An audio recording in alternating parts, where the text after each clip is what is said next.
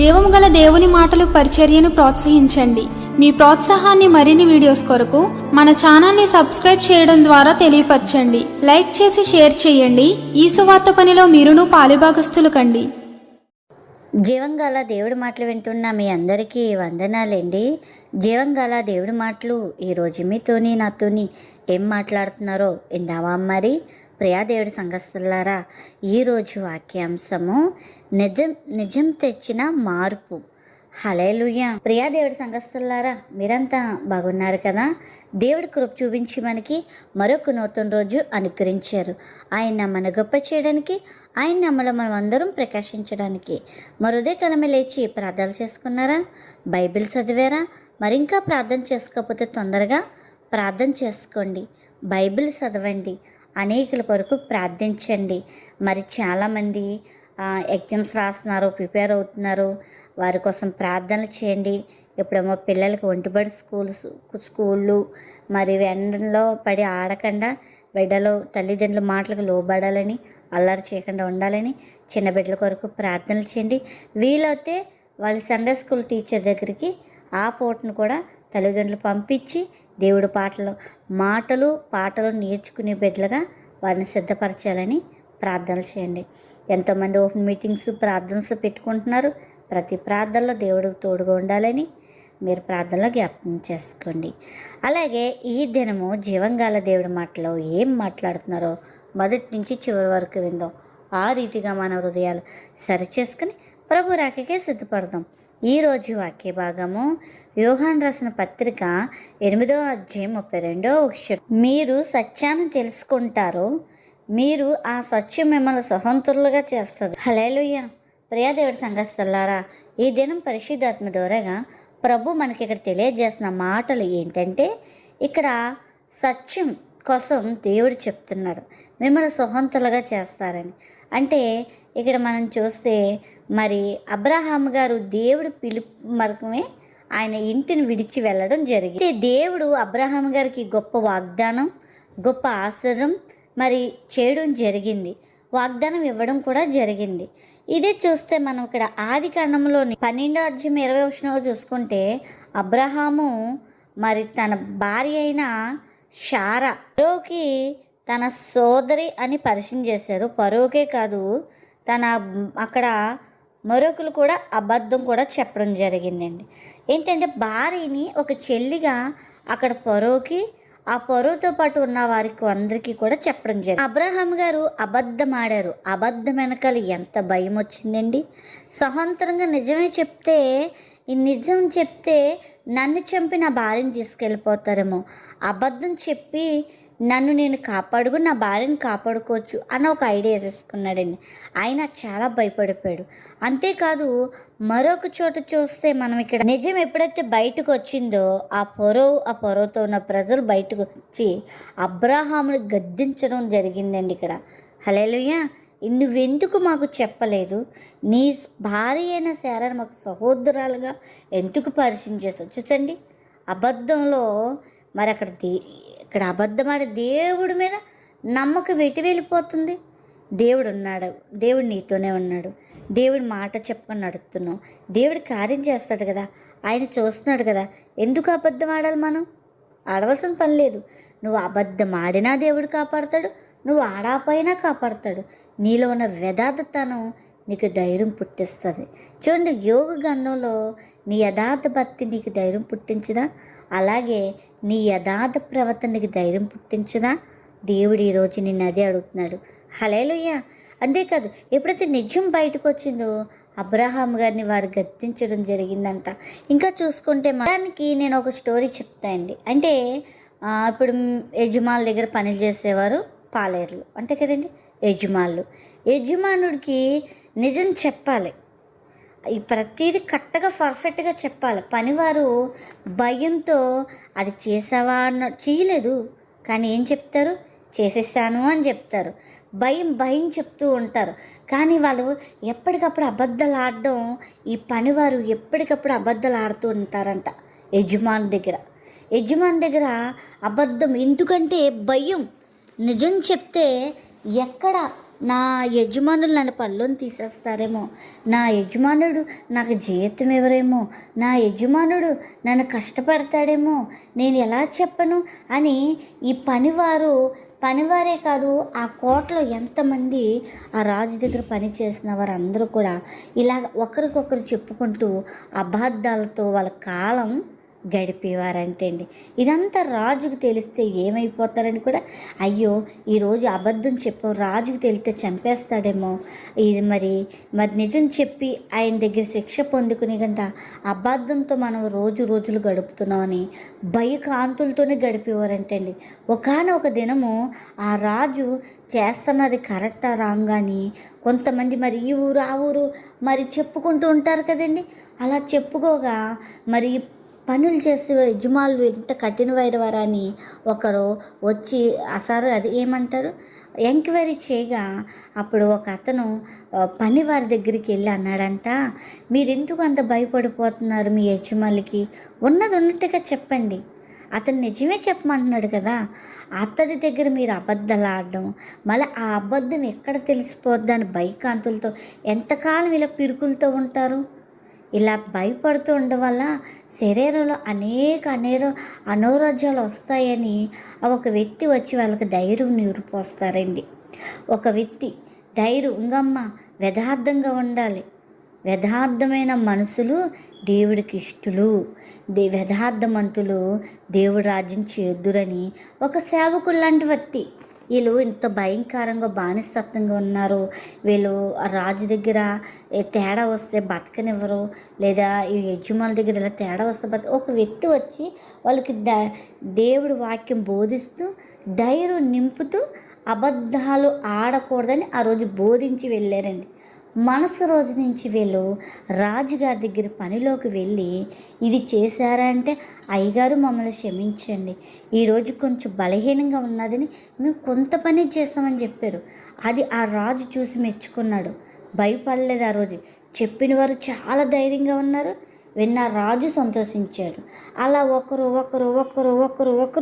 ఆ ఊరు ఆ రాజు దగ్గర ఎంతమంది అయితే పాలేర్లు ఉన్నారో ఆ పాలేర్లు పని మనుషులు అందరూ కూడా వారి తోటలో వ్యవసాయం చేసిన అందరూ కూడా ఆల్మోస్ట్ నిజం చెప్పడం మొదలుపెట్టారు.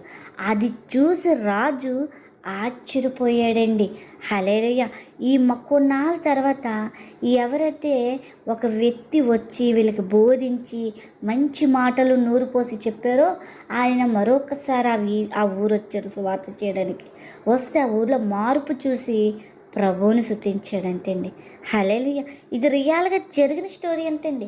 నేను ఒక దైవ సేవకుడు చెప్తే విన్నాను, నాకు నోరు తెరగదు కాబట్టి ఇంకా పేర్లు వివరాలు అన్నీ కూడా చాలా చెప్పారు. ఇప్పుడు మిస్నెస్ స్టోరీలు ఉంటాయి చూడండి, అందులో నేను విన్నానమాట ఈ స్టోరీ.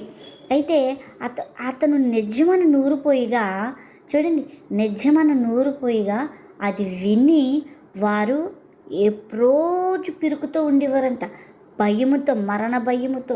అబద్ధాలు చూడండి, ఎప్పుడైతే అబద్ధాలు విడిచిపెట్టి నిజం చెప్పడం మొదలుపెట్టారో వారు స్వతంత్రులుగా అయ్యారు, ధైర్యంగా కలిగి ఉన్నారు, స్వతంత్రుడిగా జీవించారండి అక్కడ. హల్లెలూయా. సత్యం ఏం చేస్తుందండి? సత్యం ఎప్పుడూ కూడా మనకు ధైర్యం పుట్టిస్తుందండి. అబద్ధాల్లోంచి మనల్ని నిజానికి నడిపిస్తుందండి. హల్లెలూయా. సరేండి, అక్కడ నిజం ఎంత మార్పు వచ్చిందో ఇక్కడే ఇదే విషయంలో మనం చూసుకుంటే ఇది ఒక గ్రామానికి సంబంధించిన విషయమే కాదు, ఒక పనివాడికి యజమాని దగ్గర తెచ్చిన మార్పే కాదు, ఆ రాజులో కూడా మార్పు వచ్చిందంట. నా పనివారి పట్ల నేను ఇంత కఠినంగా ఉన్నామలే వాళ్ళు భయపడుతూ నా దగ్గర తరతరాలు అబద్ధాలు ఆడుతూ వచ్చారు, దీనివల్ల వారికి మరణ భయం ఆవరించింది. నేను ఇలాగ ఉండకూడదు, నేను వారి పట్ల కనికరం కలిగే ఉండాలని ఈ రాజుకి మార్పు వచ్చిందంట, యజమానుడికి పనివారికి ధైర్యం వచ్చింది. చూసారా ఒక నిజం ఎంత మార్పు తెచ్చిందో? హల్లెలూయా.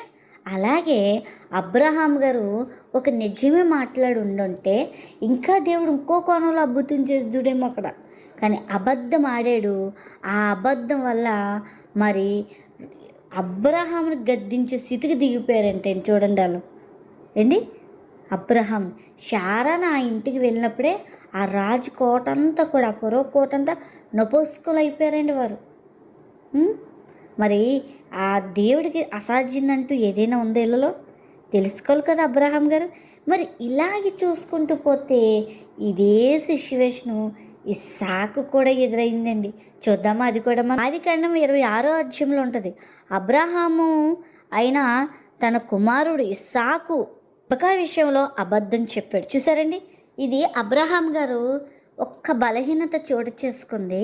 ఆ బలహీనత అక్కడ గద్దింపు తీసుకున్నాడు, తన భార్యని కాపాడుకున్నాడు, దేవుడి మహిమను చూశాడు. ఈ బలహీనత మళ్ళీ ఎక్కడొచ్చిందండి? మరి ఆ రోజుల్లో ఇస్సాకు ఎక్కడ కూడా లేరండి, ఎందుకంటే గర్భం కూడా లేదు అప్పటికి. కానీ చూసారా, ఆ బీజం పోయి ఎప్పటికి వచ్చిందండి? మళ్ళీ ఇస్సాకు పుట్టి అప్పటికి దగ్గర 20 సంవత్సరాల తర్వాత పుట్టుండొచ్చు. తర్వాత మరి పుట్టినవాడు 40 సంవత్సరాల తర్వాత వివాహమయ్యి ఆ వివాహం కొరకు అబ్రహాము మరి ఇస్సాకు రెబెకా కొరకు ప్రార్థించగా పిల్లలు కదండి. మరి ఈ స్టోరీ జరగడానికి ఎన్ని సంవత్సరాలు గడిచింది? దగ్గర చూసుకుంటే ఒక 60 లేదా 65 సంవత్సరాలు గడిచిపోయినాయి మనకి ఇక్కడ. ఈ 65 సంవత్సరాలు కూడా ఈ బీజం ఎలాగొచ్చింది చూసారా? ఇదే మాట అంట రెబెకా విషయంలో ఇస్సాకు, అబ్రహాం అయిన కుమారుడు ఇస్సాకు ఇదే మాట అబద్ధం ఆడాడంటే అండి. హల్లెలూయా అండి. కానీ ఇప్పుడు కూడా ప్రియ సహోదరాల నా తల్లిదండ్రులారా, ఇప్పుడు కూడా మన పిల్లల విషయంలో అయ్యే జరుగుతున్నాయి కదా. చూడండి, చాలామంది ఏదైనా ఒక రోగం కోసం చెప్తే ఇది వంశపాలన వచ్చిన రోగం అంటారు, లేదంటే మీ తరాల్లో ఎవరికైనా ఉన్నదేమో అంటారు. ఒక సిస్టర్కి రొమ్ము క్యాన్సర్ అయింది. అది అప్పటికి 4 తరాలంట. 4 తరాలు అయిపోయింది, 5వ తరం మనవరాలకు వచ్చింది. ఇప్పుడు ఇది ఆమెకి ఇంకా చిన్న వయసు అమ్మాయి, 9వ సంవత్సరం ఉంది, 10లోకి వచ్చినట్టుంది. ఆ అమ్మాయి ఈ సంఖ దగ్గర నుంచి ఇదంతా సైడ్ నొప్పి వస్తుందని రోజు హాస్పిటల్ తీసుకెళ్తారు, చేసుకొస్తారు. అయితే అమ్మాయికి చిన్న వయసే సంఖలోంచి ఈ రొమ్ము వరకు, ఈ ఛాతీ వరకు క్యాన్సర్ మెట్టండి అమ్మాయికి. ఫిజియోథెరపీ చేయించేంత వాళ్ళకు ఉంది, కానీ తట్టుకునే శక్తి అమ్మాయికి లేదు. ఎందుకంటే చిన్న పాప, అసలు ఆల్రెడీ నరాలీకు అమ్మాయికి. అలాంటి పరిస్థితి. మొన్న మాకు ప్రేయర్ రిక్వెస్ట్ వచ్చింది మటండి. అయితే అది కాకుండా ఆ పాప తరంలో మరి 5 తరాలు, చూడండి, తరాల నుంచి వస్తుందంట అది. అలా అంటే వాళ్ళ ముందు తరాలకు ఎవరికి ఉందో అది ఈ అమ్మాయికి తెలీదు. చూడకపోయిన తరతరాలు వస్తుందంట ఆ రోగం. అలాగే ఈ మాట మనం వాడేటప్పుడు జాగ్రత్త కలిగి ఉండాలి. చూడండి, ఒక మాట మరి అబద్ధం ఆడితే భయము తరతరాలు ఆవరిస్తుంది. అదే నువ్వు నిజం మాట్లాడితే తరతరాలు నీ కుటుంబం సత్యంలో నడుస్తుంది. హల్లెలూయా. అబ్రహాం గారు ఆడిన అబద్ధం ఇక్కడ ఇస్సాకు గారు కూడా మరి బీజం పుట్టిందండి. నేటి కుటుంబాల్లో కూడా ఇలాగే తల్లిదండ్రులు అబద్ధాలు, తల్లిదండ్రులు గొడవలు, పిల్లల గొడవలు, ఇవన్నీ కూడా మళ్ళీ మన పిల్లల్లోకి వస్తున్నాయా కదంటారా అవనంటారా? ఒకసారి ఆలోచించి. హృదయంలో మాటలు ఎలా ఉండాలంటే ఎప్పుడు కూడా ప్రభువుకు మహిమపరిచే మాటలుగా ఉండాలి. కొన్నిసార్లు అనుకుంటాం మన హృదయంలో ఇది సరిపోదు, ఇది సరికాదు, నా వల్ల కాదు, నేను చేయలేను, నేను కుటుంబం వేదలేను, నేను కష్టపడలేను అనుకుంటూ ఉంటాం. ఇవన్నీ కూడా మన పిల్లలకి బలహీనతమైన ఏరులు సిద్ధపరుస్తున్నాం. దృఢమైన బీజం లాంటి ఏరులు సిద్ధపరచాలి తప్ప బలహీన కట్టన మాటలు సిద్ధపరచకూడదు. మనం ఎప్పుడు అవిశ్వాస మాటలు కలిగి హృదయంలో ఉండకూడదు. మనం దేవుడి సత్వమై ఉన్నామని గ్రహించాలి.